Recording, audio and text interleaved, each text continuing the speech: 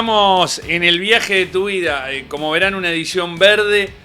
Nos acompaña el queridísimo, el hermano de la vida, Salvador Banchero. Bienvenido, ¿cómo estás? Gracias, Gonza. Sí, una edición verde San Patrícica. Por medio, por la fecha y por el destino. Y por el destino, sí.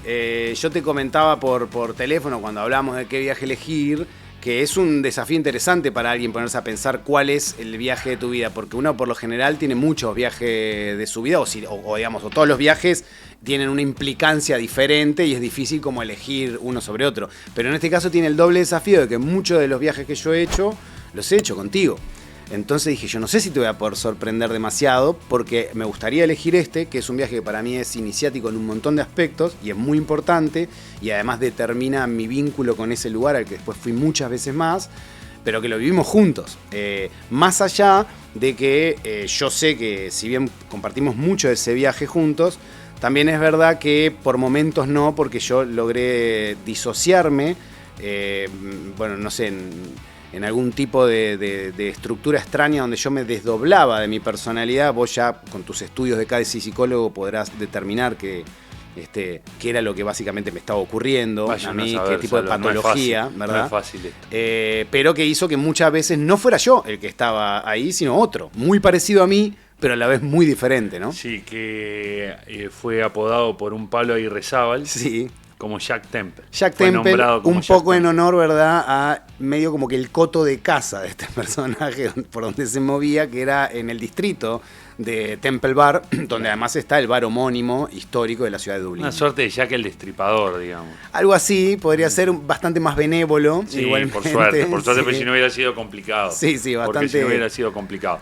Salva, vos estamos hablando, a ver, para situarnos, año estamos 2010. hablando de Dublín y año 2010, porque sí. Vos a Irlanda después fuiste muchas veces después de eso. Sí, algunas 3 veces más que la compartimos. Sí, y después fui a grabar otro programa que hicimos Pasajero en Trance, fui solo después, o sea, de hecho ahora hace un montón de tiempo que no voy, pero en un momento era casi como yo tengo un vínculo bastante estrecho con España por familia y demás, cada vez que iba aprovechaba y decía, bueno, y me tiro una visita a ver cómo está todo ahí en Dublín, que dicho sea de paso, es la única ciudad que yo conozco de Irlanda. O sea, yo no fui muchas veces y solo conozco Dublín. No fuiste a ningún lado. A ningún otro lado.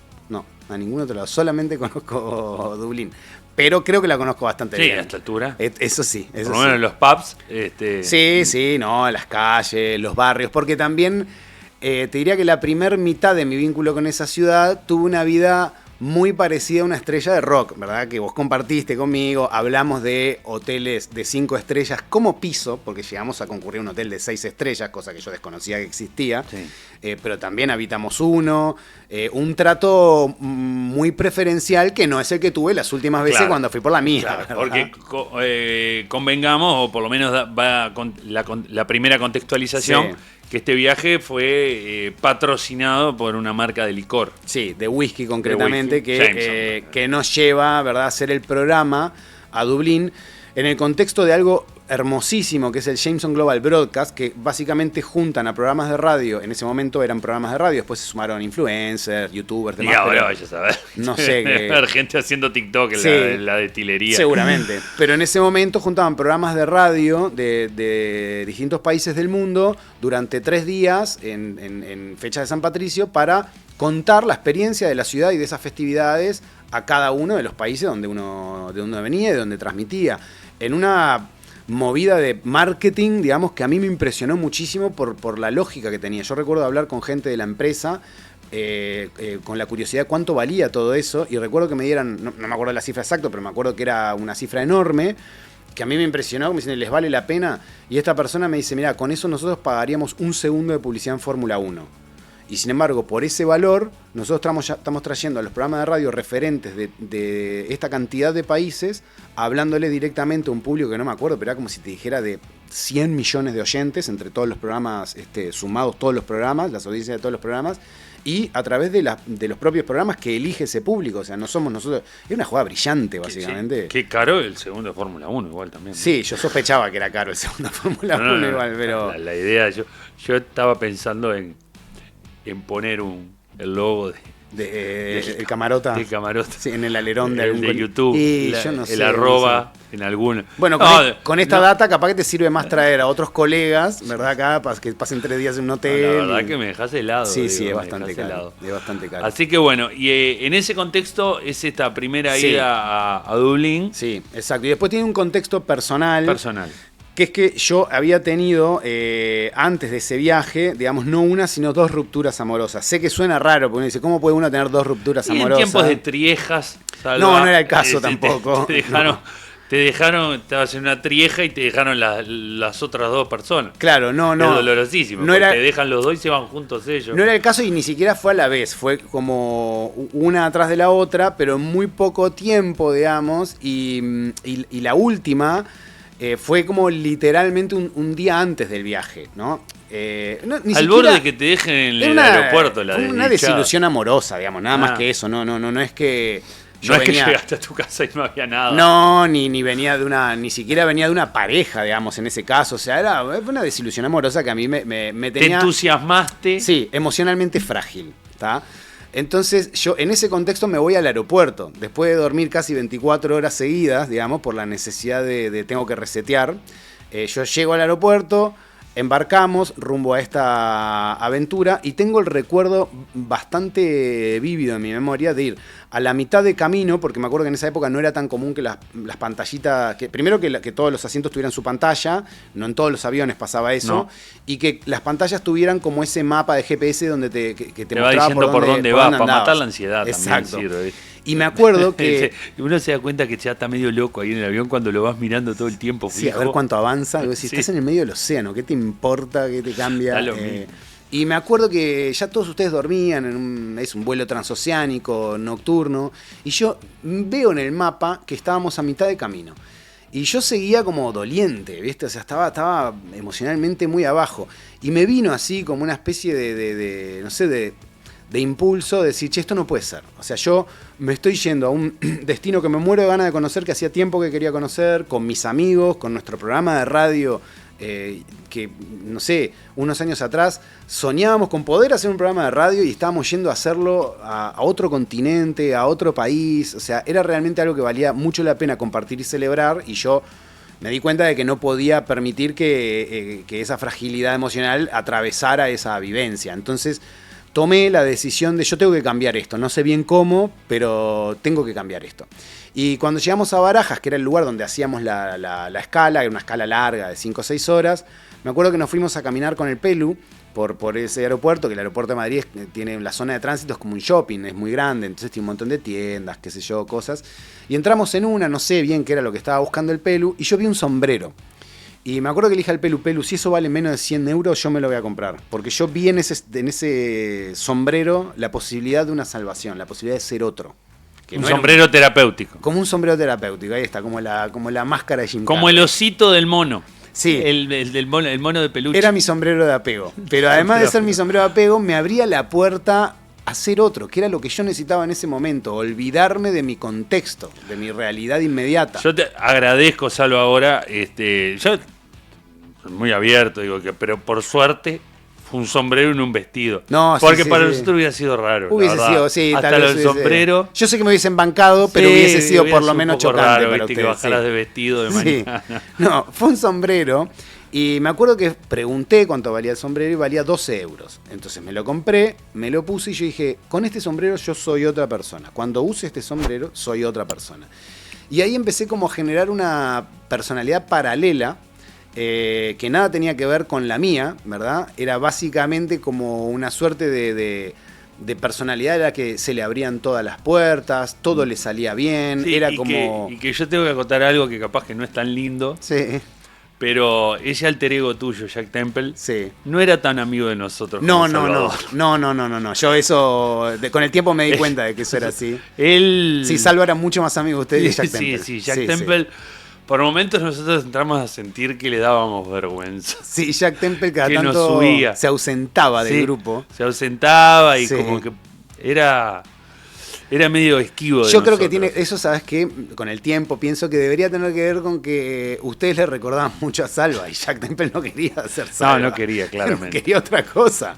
Entonces, bueno, ese sombrero hizo que yo me transformara en otro mientras usaba el sombrero. Y era como un juego de roles que jugaba conmigo, apoyado por ustedes, que también después empezamos a jugar los 4, porque en un momento nos empezamos a comprar pilchitas y cosas así, y nos pusimos nombres como de personas que no éramos nosotros, porque en un momento me acuerdo que vino un Pablo Aguirrezábal, vestido de nuevo, y dijimos, tenemos un amigo nuevo, no es nuestro amigo. Es otro, claramente. También le pusimos nombre, pero el que más anidó era el mío, que se llamaba Jack Temple, porque habitaba mucho esa zona de Temple Bar, el distrito donde está el bar homónimo, es uno de los bares más antiguos de Dublín, y es verdad que le gustaba mucho tomar contacto con la cultura local y no tanto con los amigos que traía. Con los de siempre. Sí. ¿Qué fue el primer, digamos, encuentro con la ciudad? Y bueno, el primer encuentro con la ciudad está igual, yo por lo menos lo tengo como asociado a dos cosas. Primero, la experiencia personal de que llegáramos al hotel. Yo, de hecho, traje una foto de cuando nosotros llegamos al hotel, que yo ya estoy con el sombrero, es decir, yo ya estoy en modo ganador. Yo ya estoy en modo... Es esta que está acá. Exactamente. Estoy en modo ganador, que vamos a la... No aparece acá un Pablo Aguirrezábal en la foto porque quién es la toma. Pero claramente nos agarra de sorpresa. Haciendo el check-in en el... Si no me equivoco, no es el Shelburne, no recuerdo cómo es el nombre de ese hotel, pero llegamos... Un hotelazo. La araña nomás del hotel costaba... Llegamos a ese lugar... Lo mismo que el avión que nos llevó hasta ahí. Con la idea de, bueno, nos darán una habitación sorteando a ver quién duerme con quién, porque nos darán 2 habitaciones. Cuando nos dan una para cada uno... Yo ya dije, esto es el sombrero, que está abriendo puertas. O sea, yo ya entré a creer en el objeto. Nos dan una habitación a cada uno. Recuerdo además que quedamos, o sea, lo primero que yo tengo, mi primera imagen de la ciudad es buscándote a vos. Porque quedamos en que teníamos que encontrarnos en la puerta del hotel en 20 minutos, o sea, dejar las valijas, todo, y encontrarnos en 20 minutos en la puerta del hotel porque nos pasaban a buscar para ir a cenar. Sí. Entonces yo bajo, ahí me encuentro con Pablo, me encuentro con el Pelu, y digo, ¿dónde está Gonzalo? No sé. Yo empiezo a llamar a la habitación, nadie responde, y yo ya empiezo a sulfurarme porque digo, este estúpido, que lo único que tenía que hacer era quedarse acá, debe estar tomando su cerveza negra en algún lado, cuando claramente no solamente no es quien nos trae a este lugar, sino que además es la competencia feroz de quien nos trae a este lugar. Y recuerdo que de repente yo veo, a escasos 20 metros en diagonal, veo un pub, ¿verdad? Con unos carteles muy grandes de una muy famosa cerveza negra irlandesa, que ¿verdad? Después terminamos descubriendo que es el decorado de todos los locales comerciales de Irlanda, de Dublín, más o menos. Sí, de hecho podrían sacar la bandera de Irlanda y poner eso y es lo mismo, digamos. Y yo pienso, este estúpido está ahí adentro. Y yo me dirijo hacia ese pub, entro y te veo acodado en la barra con una pinta de cerveza, a punto de que vengan nuestros anfitriones a buscar. Digo, Gonzalo, por favor, deja eso. Nosotros íbamos a quedarnos después como 3 días más, y me acuerdo que te dije, cuando termine todo esto, si querés, te bañamos en una pileta de cerveza negra. Pero hasta entonces no vuelvas a tocar una cerveza de esta porque es la competencia de quien nos traje. Ya la termino, me decías, la apuraste. Y eso fue mi primer contacto con la ciudad. Acto seguido nos viene a buscar un ómnibus que nos lleva a un lugar, a un restaurante para cenar, que era como en el borde del Liffey, el río que atraviesa la ciudad. Y recuerdo que yo no podía creer que estábamos cenando en un lugar así, con ese río ahí. Fue una locura, digamos. O sea, es una ciudad muy antigua, una ciudad pequeña, muy caminable. Yo ya estaba feliz con el hecho de que estuviéramos ahí, ya estaba muy predispuesto a que la ciudad me gustara. O sea que mi primera impresión, si bien fue más bien nocturna, porque casi toda la actividad se dio de noche, terminamos bastante tarde. También recuerdo que nosotros llegamos muy tímidamente a ese lugar porque había como programas de radio de todo el mundo. Y además, claro, había algunos que ya habían ido otros años, también, entonces ya tenían cierta amistad, algunos con otros. Sí, ahí nos encontramos con nuestros colegas y amigos de Perros de la Calle, que nosotros nos fuimos a presentar y ellos ya nos conocían porque había como un vínculo entre nuestras audiencias, digamos, muchos uruguayos en Argentina y argentinos acá que nos escuchaban cruzados, entonces era como, bueno, por fin nos conocemos, qué sé yo. Y claro, ellos pegaron onda rápido con nosotros porque tenían como otros rioplatenses ahí. Pero nosotros creo que estábamos en una, nos hicimos muy amigos de los mexicanos, también de unas chicas de Brasil que recuerdo que habían ido, de los latinoamericanos y después, bueno, muchos japoneses, norteamericanos, europeos, de todas partes. Pero recuerdo que esa primera noche, sobre todo vos, Gonza, tomaste la pauta de ese líder de entretenimiento de tantos años en la CJ. y te pusiste a animar el ómnibus que nos llevaba de la cena a un boliche. Porque a todos lados nos llevaban en ómnibus. Sí, y a todos lados nos daban de beber también, hay que decir. O sea, nos regaban de un modo que uno iba como calentando el pico y la alegría artificialmente, ¿verdad? Que claro, que en un momento vos te pusiste a hacerles cantar a un montón de norteamericanos canciones, recuerdo la Macarena, eso era como lo más accesible, pero creo que terminaste intentando que cantaran Jaime Ross y cosas así. Y había que ir destrabando dificultad también. Bueno, fuimos destrabando dificultad hasta que recuerdo que en un momento de la noche vos me miraste, que yo o sea, no me lo dijiste, pero yo lo interpreté, fue como, listo, ya somos los dueños de esta fiesta. Y así fue durante muchos años, al punto tal que imaginarán ustedes que nosotros somos un mercado muy pequeño para esa empresa porque somos 3 millones de habitantes. Sí, claro.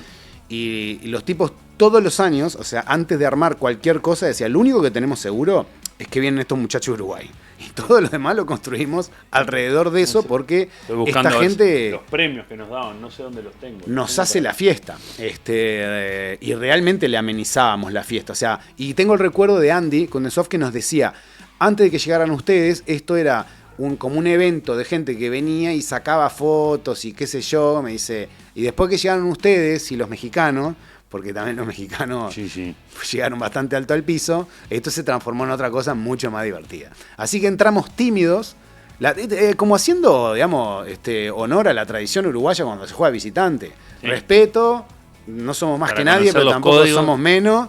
Y en un momento dijimos, somos los dueños de la cancha. Acá no nos van a sacar más porque nos queríamos aferrar a queremos hacer un buen papel y creo que lo hicimos. Okay. Bueno, acá hay una... Bueno, esto... Sí, ahí ya paseando, viendo los barriles, preparándose, eso es la preparación para San Patricio. Claro, el stock. Yo no sé, pero eso tiene pinta de ser barriles de 30 litros, imagino yo, de cerveza cada uno. Sí, y eso no sé. Solo lo que se estoqueaba un bar. El que... o sea, acá de las bebidas... Sí. Calcula lo que se bebe. Sí, ¿verdad? Un bar no, el bar. Bueno, el bar, está bien. Es el Temple Bar. Sí, yo sé que es un lugar bastante concurrido, pero mirá lo que es eso. No tengo ¿Cómo idea fue tu experiencia? Porque es probablemente a la gente que le guste las fiestas, debe ser considerada una de las fiestas a las que querés ir, ¿no? Esas 10 fiestas en el planeta que uno dice, bueno, algún día quisiera estar ahí, en ese lugar además. Bueno, es una fiesta que se ha ido replicando en muchas partes del mundo. Sí. La diáspora irlandesa en Estados Unidos tiene un festejo de larga data en Nueva York, en Chicago, hay fiestas importantes, pero ahí es la madre patria, digamos, del festejo. Sí, a mí me gusta mucho esa idea del eslogan ese de Everybody's Irish, que ponen ellos como una suerte, es un eslogan, digamos, que al principio puede parecer como algo hecho para conquistar al público extranjero que concurre a la fiesta, pero después con el tiempo te das cuenta de que ellos realmente te hacen sentir eso, ¿viste? Que decís, acá mientras celebramos esto, la gracia de compartir nuestra identidad es que todos, durante San Patricio, todos sean un poco irlandeses, ¿no? Y yo realmente lo siento que es bastante así. No obstante eso, tengo que decir que mi experiencia con esa festividad se fue como completando en los viajes subsiguientes, porque el primer viaje... Yo estaba en modo Jack Temple durante la fiesta y a tal punto que ustedes, recuerdo, nosotros habíamos ganado un premio muy importante, nos habían dado esa misma noche, nos hicieron un reconocimiento como el mejor programa de radio del mundo. Que era algo ganamos el Mundial. Ganamos el Mundial, claro. Y bueno, por supuesto, celebración, festejos. Y recuerdo que ustedes se fueron a recorrer las calles y yo me quedé en el boliche en el que estábamos, por dos razones. La primera es que alguien me había pasado el dato de que ahí estaba Ron Wood bebiendo algo en la barra. Era un club privado en realidad el boliche donde estábamos nosotros. Sí, el Rolling Stone. El guitarrista de los Rolling Stones. Y alguien me había pasado ese dato y yo había conseguido novia, Gonza. Yo no sé si vos te acordás que dentro de esa fragilidad, ¿verdad? Yo había estado cortejando a una muchacha suiza que había ido por un programa de radio suiza. Ella no hacía técnicamente un programa de radio, ella era cantante de una banda pop suiza. Y yo la había estado cortejando fuertemente. Creo que es ella, Salva. Sí, es ella. Claramente. Sí. Amanda, se te ve acá. Amanda, acá estás. No, ya ahí éramos novios. Ya eran novios. Ya ahí estoy de novio. Esto es foto novio. Ya ahí estoy de novio, sí. Sí, foto novio, realmente. Foto novio. Y bueno... Rápido todo. Porque no fue tan rápido. Yo la cortejé 2 o 3 días, ¿tá? Y no, sin mayor suceso. Hasta que una mañana donde nos encontramos en la destilería, yo ya había tirado la talla y dije, bueno, no, le había llevado hasta flores, ¿te acordás? Un día compré flores, se las dejé. Sí, estaba muy manija. Estaba muy manija yo. Muy manija. Y de repente ella aparece en la destilería una mañana, como en la previa de, bueno, todos nos juntamos ahí para transmitir. Y ella me abraza y me besa ahí delante de todo el mundo. Y recuerdo que al aire. No, todavía no estamos al aire. Yo te miro a vos y te digo, bueno, parece que tengo novia. Sí. Entonces, ahí como nosotros íbamos al aire, vos muy hábilmente, con tu cabeza de productor, la sentaste en la mesa. Sí. Y hay una foto de eso. La sentaste en la mesa y empezamos a charlar. Vos le preguntabas si se imaginaba su vida en Uruguay. Sí, porque yo ya la quería llevar. Claro. Y fue acá como, está, mirá. Claro, era como... Besuqueándose. Yo, te das cuenta que si hubiera sido por stream... No, imagínate. Pero yo también, debo confesar, Salva, que yo estaba con un espíritu revanchista acá. ¿Sí?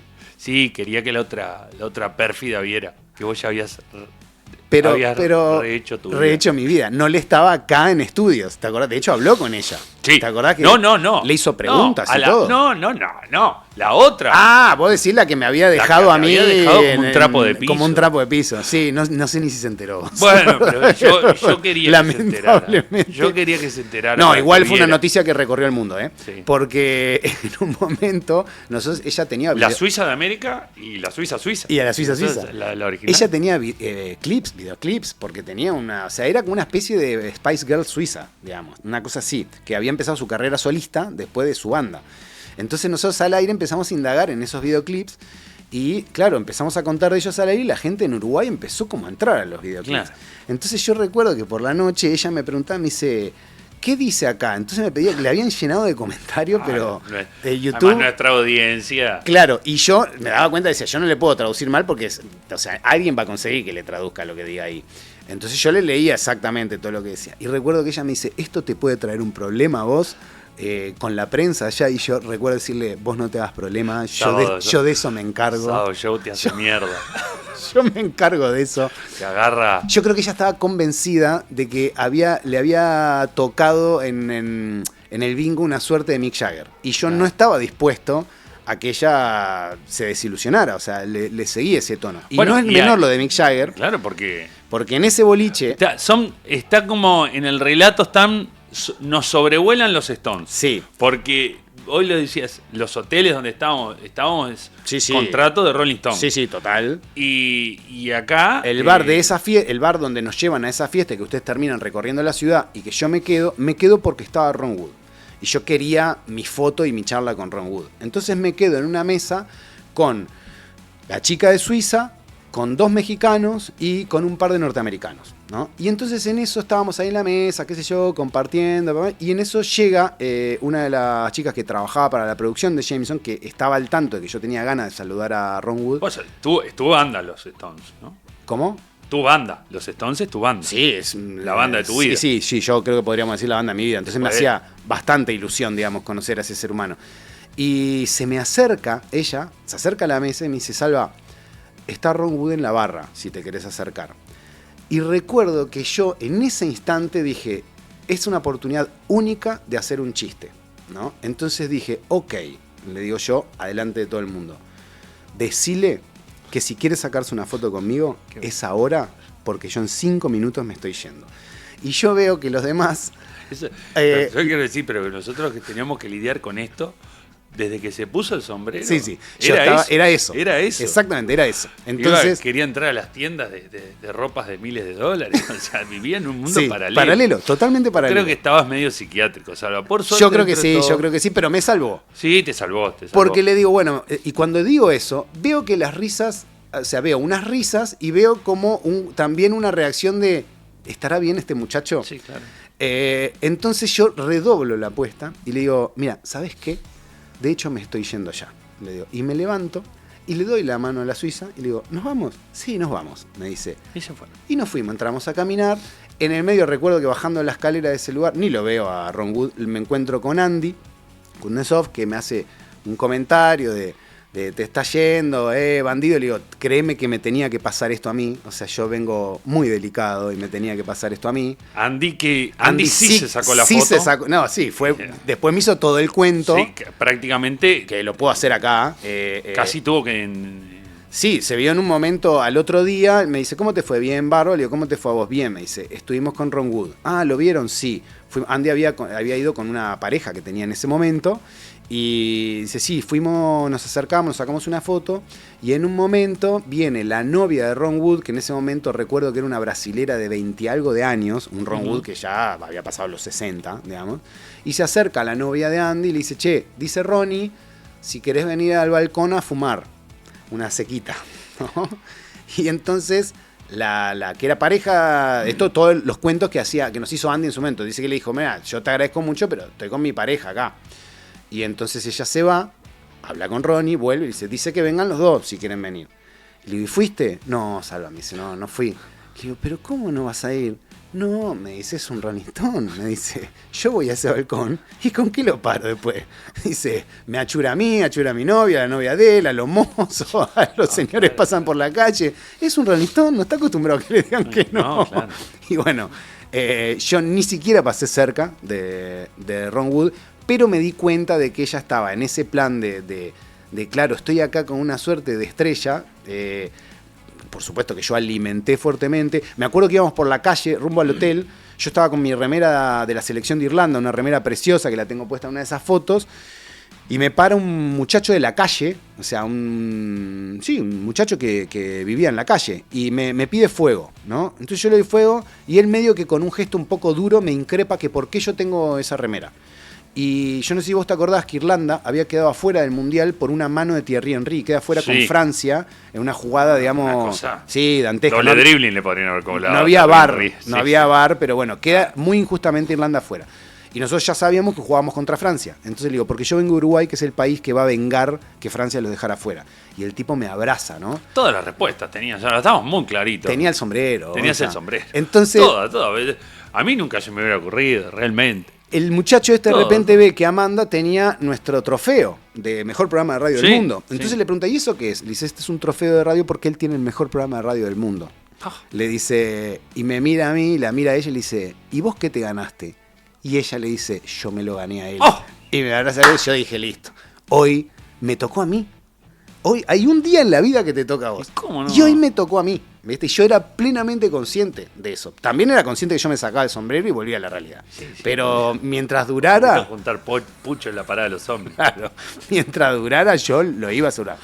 Y me acuerdo que ahí empezó como... Es más, tengo el recuerdo, Gonzalo, de ir por la calle hablando, discutiendo de esto, sobre que yo sentía que ese... yo no sé si vos te acordás de esto, pero veníamos hablando de esto en un momento caminando por la calle y para una chica que me pide fuego... Ya creo que había terminado ya todo lo del evento. Y una chica me pide fuego, yo le doy fuego y de la nada, sin el menor contexto, o sea, me besa en la calle. Y claro, todos quedamos como, ¿qué es esto? Y recuerdo que Pablito me decía, ¿vos me prestarías un rato el sombrero? Porque claro, empezaron a creer. Ya no era, yo les quiero contar que están pasando cosas raras. Era... Chiquilines, ustedes caminan habitualmente conmigo. Ustedes saben que a mí esto no me pasa jamás. Si esto está pasando es porque el elemento, digamos, que destruye esta ecuación es este sombrero. Realmente es simplemente mágico. Ese sombrero, ¿no lo trajiste? ¿Sigue existiendo ese sombrero? Sí, lo que pasa es que no lo tengo a mano porque lo tengo muy bien cuidado. Claro, es como muy bien guardado. Sí, porque eso se lo podés dar a un pastor evangelista. Sí. Y se lo pone al que está en la silla de ruedas. Sí, totalmente. Y camina. Sí. ¡Oh, milagro! No, lo tengo en caja fuerte. Ni siquiera está en las coordenadas de esta ciudad. Lo tengo en este país, tengo que decir. Pero lo tengo muy bien cuidado, porque para emergencias. O sea, ni siquiera lo quiero. Exacto, ni siquiera lo quiero usar por miedo a que se gaste, Gonzalo. O sea, es como. Eso lo dejo ahí quietito. Así que bueno, mi vínculo con esa ciudad, porque ustedes se fueron a recorrer la noche y yo me quedé ahí en ese bar, digamos. Sí, todos los días. Todos los días fuimos a recorrer. Sí, eso sí. Y es verdad que yo en algunas oportunidades, también en un momento, si bien a mí los bares de música tradicional, los tríos irlandeses de violín, guitarra, a mí me gustan, pero en un momento yo ya estaba como, bueno, ya tenemos todos los días esto, estoy para otra cosa. Y Lula, nuestra ex productora, Lula Alegro, nos había vivido en Dublín y me había recomendado mucho un boliche que me dijo, tu boliche en esta ciudad es este. Y tenía razón. Era el tipo de lugar que Te a mí acompañamos. Sí, ustedes me acompañaron, pero me parece que no les divirtió 30 mucho. segundos Sí, creo que estuve adentro. claro, era como vamos nada. Para estar en BJ. Sí, era el BJ de Dublín, exactamente. Yo entiendo, después que estás 9 Exactamente. meses viviendo en Dublín, Sí, pero... estás muchos meses y está, pero era estar... Y después otra cosa que no sé si te acordás, Gonzalo, es que fui yo y una piedra que tenía en la vesícula. Pensé que había sido... No. Una piedra que Yo llevé sé en la... prescribió, digo, pero no sabía eso. Pero... Llevé una piedra de 22 milímetros en Sí, la vesícula. ¿te yo me acordás? acuerdo una mañana, después,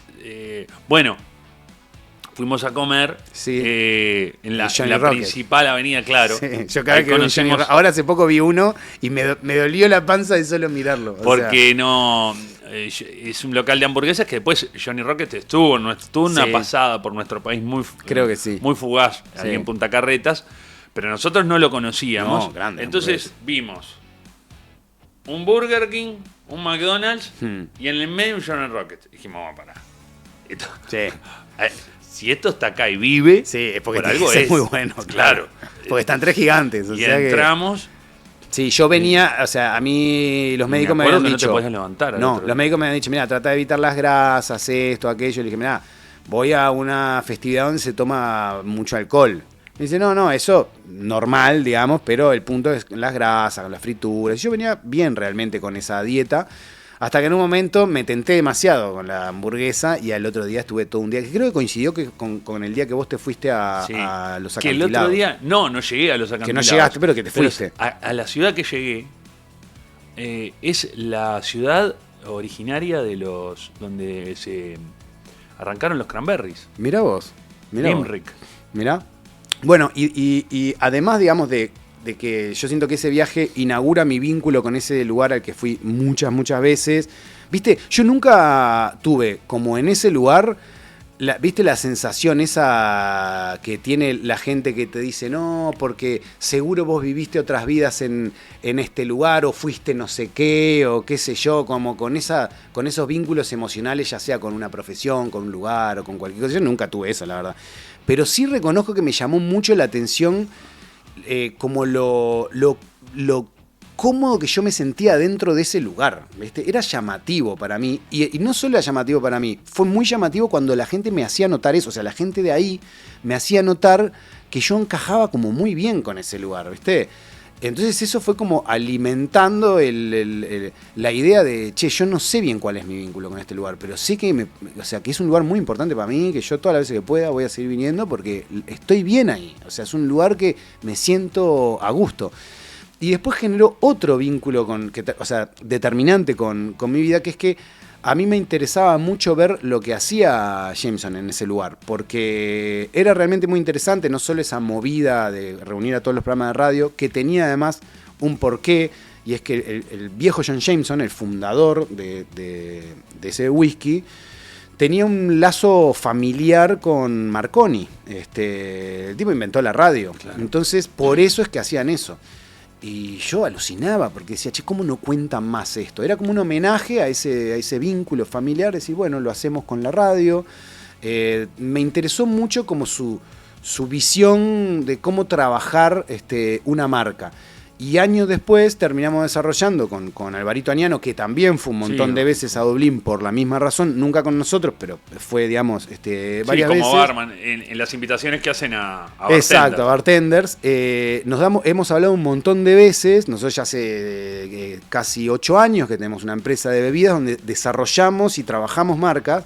La cantidad de veces que los dos remitimos a algo que observamos o aprendimos de la experiencia de ir a ese lugar es impresionante.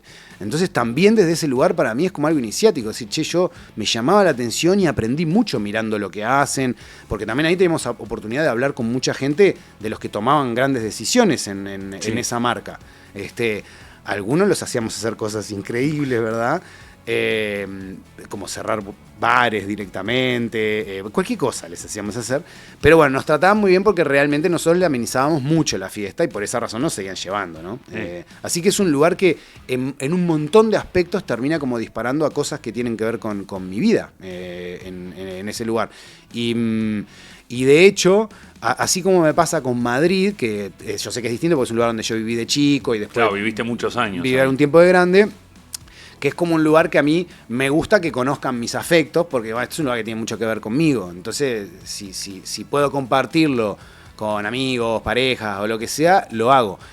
Es como que Dublín me pasa algo parecido, obviamente a menor escala, digamos, pero es como el otro lugar donde me pasa eso, ¿viste? Y bueno, yo creo que venía pensando que vos, por ejemplo, vos conoces todos los lugares que han tenido que ver con mi vida, porque fuimos juntos, en nuestro primer viaje juntos a Chile, sí, que es un lugar que a Buenos Aires capaz que hemos ido menos, pero...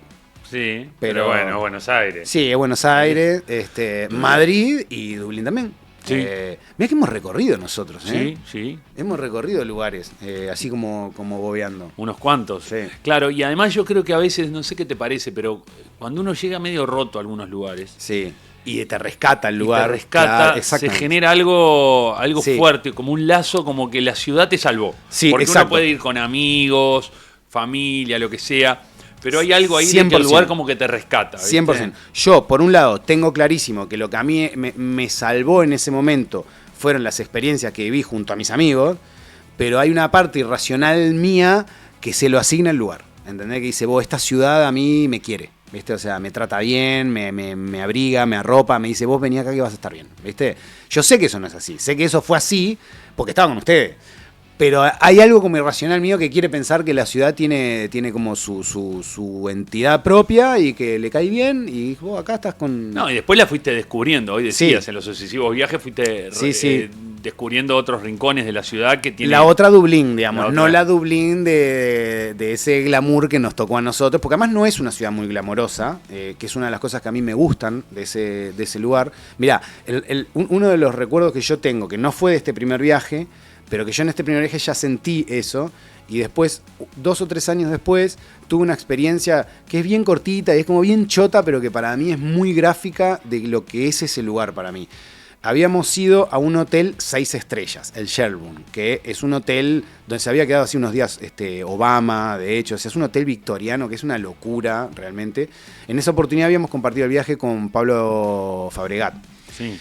Y recuerdo que yo bajo a fumar un cigarro a la puerta, a la majestuosa puerta de ese hotel, y me quedo mirando ¿cómo se llama? Un buzón, ¿no? Que decía, era un buzón de madera que tenía tallada la palabra mailbox, ¿tá? Entonces el buzón era negro, de pintura rústica negra, como bien de esa pintura que le pones para que las inclemencias, digamos, del frío y la lluvia, no, era eso, muy rústico, y las letras que tenía ahí como talladas estaban con dorado para que se leyera mailbox, pero era un buzón muy rústico, ¿no?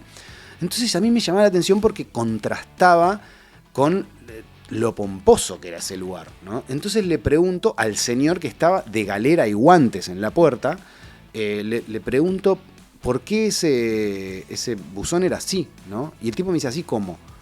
Así, le digo, de madera, un buzón como rústico, es como raro, es como que no pega con todo lo demás.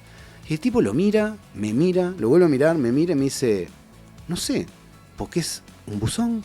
Me dice el tipo, como diciendo, ¿qué quiere que tenga? Un buzón es para meter cartas adentro.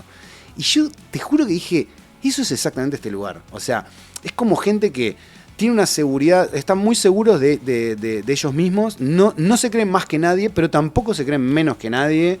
No están como en ese mundo de la ostentación, no necesitan ostentar nada, su elegancia pasa como por otro lado. En algún momento tuvieron sus inseguridades. Yo recuerdo que hablando con una de las mujeres que trabajaba para esta empresa y que yo la pude entrevistar después para Pasajero en Trance, ella me decía algo interesante, me decía, esto que ustedes han vivido acá no fue siempre así. Nosotros quisimos parecernos al resto de Europa durante muchos años, queríamos tener los mismos bares que Berlín, que Barcelona, que esto y aquello. Pusimos mucho dinero en eso, en un momento vino la crisis del 2008, nos pasó por arriba y nos dimos cuenta de que teníamos que ir al viejo y querido pub de siempre. Y eso a nosotros nos daba vergüenza, o sea, era como, no sé, como que ella me explicaba que para ellos era algo como que, ¿cómo le vas a mostrar eso a Europa? Y dice, en un momento nos empezamos a dar cuenta que todo el mundo de Europa venía a querer ver eso, que no querían venir a la misma discoteca que tenían en Berlín. Claro, y además que está por todo el mundo, pululan los pubs irlandeses. Entonces ella dice, a nosotros la crisis nos demostró que no teníamos que avergonzarnos de eso y que nuestra identidad en realidad era lo que venían a ver los demás y que no teníamos por qué parecernos a los demás, que lo nuestro estaba bien. Y ahí fue que se hizo como que se empezó a trabajar muy seriamente la identidad irish, digamos, frente a los visitantes. Me pareció re loco porque... de hecho yo creo, perdón, ¿no? Pero yo tenía entendido que San Patricio, el festejo masivo, como el que vivimos nosotros, con toda la gente de verde, el desfile, todo eso es una cosa bastante nueva, digamos, y que era más común en la diáspora. Claro. Donde las fiestas más famosas, que yo qué sé, Nueva York, Boston, o Chicago, que pintan todo el río Chicago lo pintan de verde. Era como una cosa más de otros países y no tanto de ellos. Yo creo que debe tener que ver con eso, con que a ellos les daba como, no sé, es como vergüencita, ¿ves? Decís, che, pero si esta es nuestra identidad, ¿cuál es el problema? Y además los demás, vamos a ver eso, como que se terminaron amigando con eso y encontraron un valor en eso. No sé, a mí me parece como... gente muy noble, son muy particulares, son realmente especiales porque, nada, eso que hemos hablado, están al lado de otra potencia, han tenido que desarrollar su identidad como un poco a la sombra de un país más grande. Sí, y pelear por su independencia. Pelear mucho por su independencia. Comparte con nuestro país un montón de cosas, ellos han sido pioneros en Europa en un montón de aspectos, digamos, de avanzada social, ¿no? Y bueno, y eso que también hemos hablado, de esa cosa un poco gris y melancólica que comparten con nosotros. Hay un macheo muy claro entre irlandeses y uruguayos. Un clima muy hostil, un lugar muy... Sí, de frío, lluvia. Me parece que enganchamos muy bien, claro, siento que a ellos les caemos muy bien nosotros, como que ellos se identifican con ustedes, son como los nosotros de allá, que están al lado de gigantes, que tienen como que todo se les hace un poco más cuesta arriba, igual que nosotros. Y a nosotros ellos, ¿no? Porque son un país más pequeño, han tenido muchos más años de lucha, ¿no? Encima, porque bueno, su identidad se viene forjando desde, qué sé yo, desde hace 2 milenios, bueno, tal vez antes. Bueno, una cosa que me llamó mucho la atención es su orgullo, por ejemplo, en ese primer viaje, su orgullo por su ascendencia vikinga. Ellos están muy orgullosos de esa ascendencia, que eso no lo encontrás en todos lados. En Suecia, por ejemplo, si pueden, ni te dicen que ellos vienen de los vikingos. O sea, realmente es algo que no les provoca mucho orgullo. No sé cómo será en el resto de los países escandinavos, pero no encontrás mucha cosa. No es que esté tapado, pero no les da mucho orgullo. Y en Irlanda eso está muy presente. Te dicen, che, nosotros venimos de celtas y de esta gente. O sea, venimos de ahí. Y no se hacen cargo de eso. No sé, gente... siento que es un pueblo muy especial, con una historia increíble, ¿no? Para encontrarse a sí mismo. Y la historia del propio San Patricio, que yo después con el tiempo me interesé en aprenderla y estudiarla, y es fascinante, es realmente fascinante la historia de ese hombre, que empezó predicando en donde están hoy los jardines de la Catedral de San Patricio, que ya de por sí es una catedral especial, porque no es una catedral llena de oropeles, bueno, vas a ver mucho oro ahí, es una catedral del medioevo, más de piedra, y no hay mucha ostentación ahí, o sea que tiene cierta coherencia con cómo son ellos.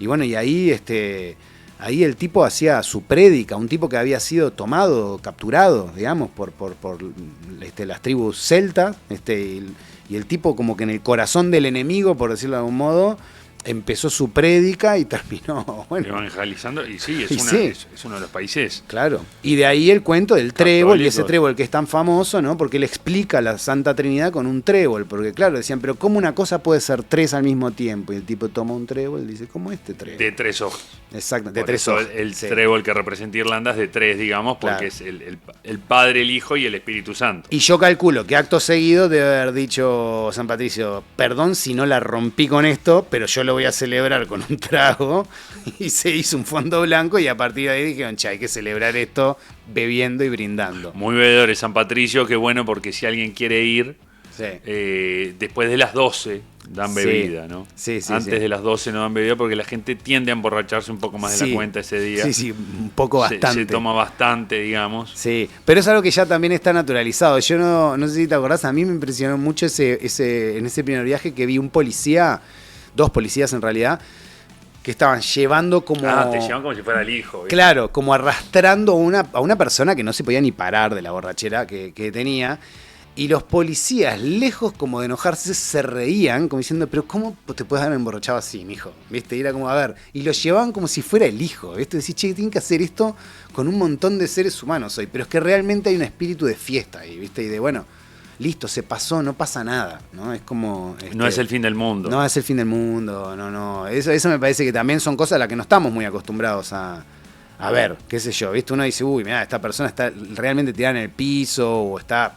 medio como incontrolable, va a venir la policía y, bueno, lo va a ajustar rápidamente. No, acá como una cosa más paternal. Es una época, además, que tiene otra particularidad, que yo no sé si la mencionamos acá en esta charla, que es en paralelo transcurriendo el Seis Naciones de Rugby. Es verdad, sí. Entonces, sí. pasa, bueno, yo creo que ese primer año que nosotros vamos... Juan con Irlanda, con Escocia.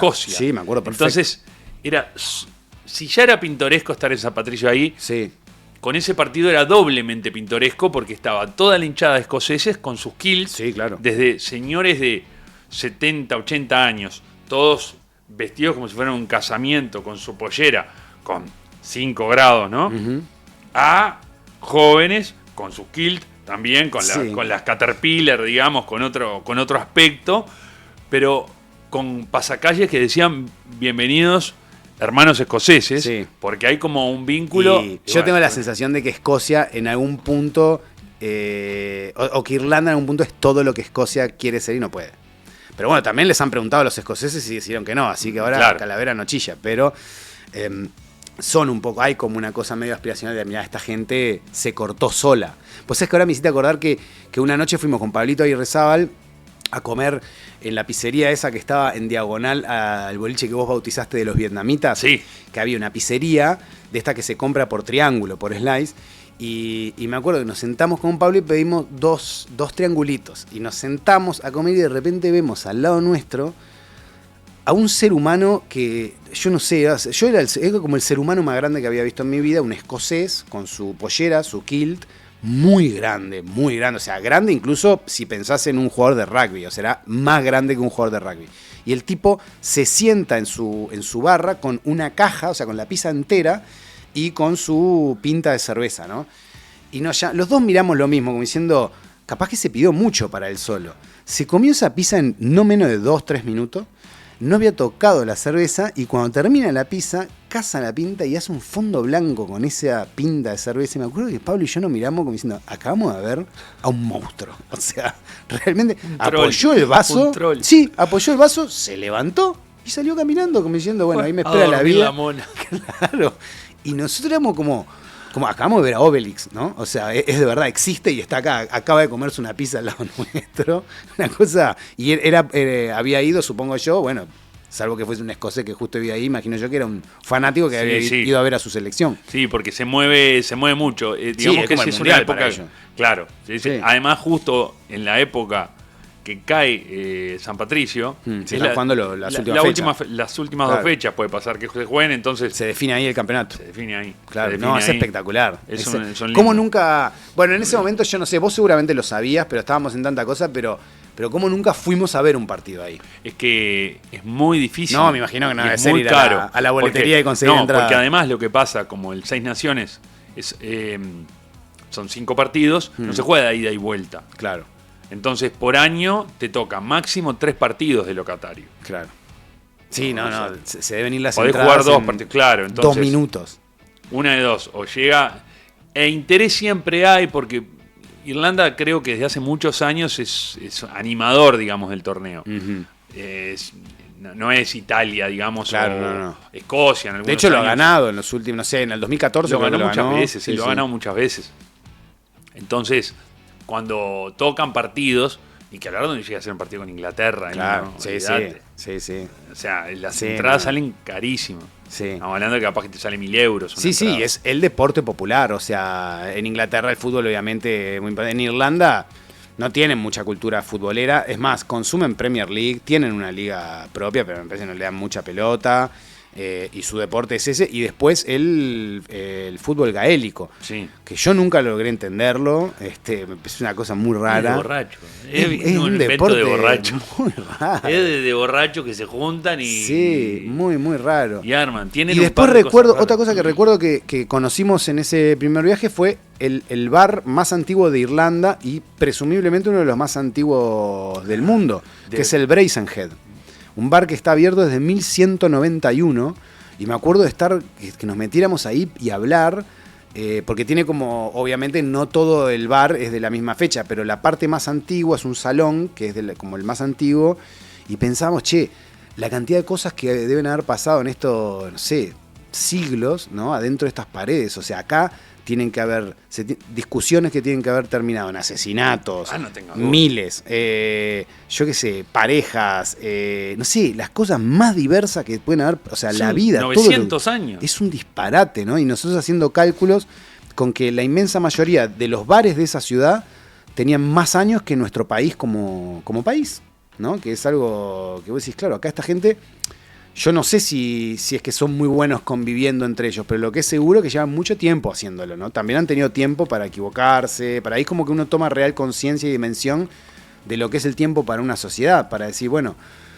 es gente que realmente hace 1000 años que está intentando organizarse, ¿no? Entonces también uno puede entender que hayan cosas que tengan un poco más resueltas que otras que no llevan tanto tiempo para limar esas diferencias y construir, digamos, colectivamente. Sí, claro. Pero bueno, ahí está esta gente. Para mí fue un viaje absolutamente inolvidable. Por supuesto que vine, me saqué el sombrero, pero volví muchísimo más lleno de vida, digamos, con la batería cargada respecto de lo que fue cuando me fui, que era un trapo de piso, ¿verdad? Y volví muy entero, entonces para mí es como, tengo como un agradecimiento eterno a ese lugar, pero particularmente a ese viaje, que fue espectacular, fue absolutamente... Es más, me acuerdo nosotros hablando de, che, ¿se repetirá esto? Y se repitió después, Sí. muchas veces pudimos llevar un montón de compañeros, nosotros, pues también nosotros queríamos que los demás vivieran esa experiencia, entonces íbamos invitando a gente diferente cada año para que viera aquello, y nosotros ya en un momento nos sentíamos medio locales en el lugar, ¿no? Era como, bueno, esto yo ya sé cómo es, pero quiero que lo vivas un poco vos.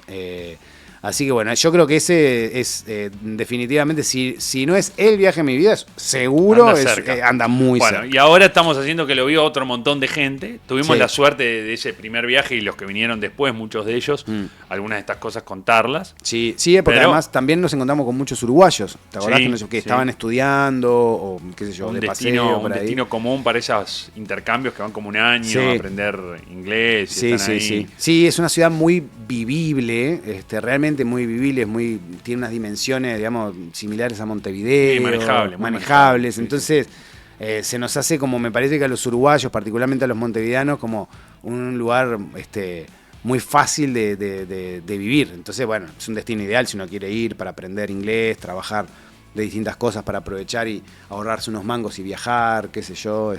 La verdad que es un lugar hermoso.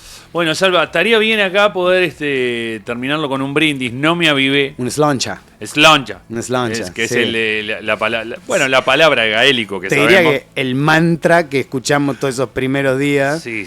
Cuando. Yo me acuerdo de vos diciéndole a una de las productoras, digamos, top de ese evento, cuando, claro, nos quería frenar con algo, decía, bueno, pero entonces no nos estén regando la vida. Son las 10 de la mañana, uno va a desayunar y te están poniendo el primer whisky. ¿Qué querés? Era como... Yo recuerdo que la primera noche que nosotros hicimos todo ese viaje, el viaje de Uruguay es muy largo. Sí, no era lo mismo que ir desde, España. No, claramente. Los de Radio Marca fueron un vuelo de 2 horas. Claro, llegamos... Después de haber viajado toda la noche, durante el día, llegamos a esto, la historia que contaste, 5 de la tarde. ¿Sí? Nos llevan a cenar, después nos llevan a un boliche. Al grupo a los homenaje de U2. De U2. La verdad que eran muy parecidos. Eran muy parecidos. También es verdad que nosotros teníamos mucho wiki encima, ¿verdad? Sí, claro. Entonces, pero sonaban muy parecidos. Capaz que era Mar Azul, pero... Sí. Y nos llevan después de eso al bar del hotel. Sí.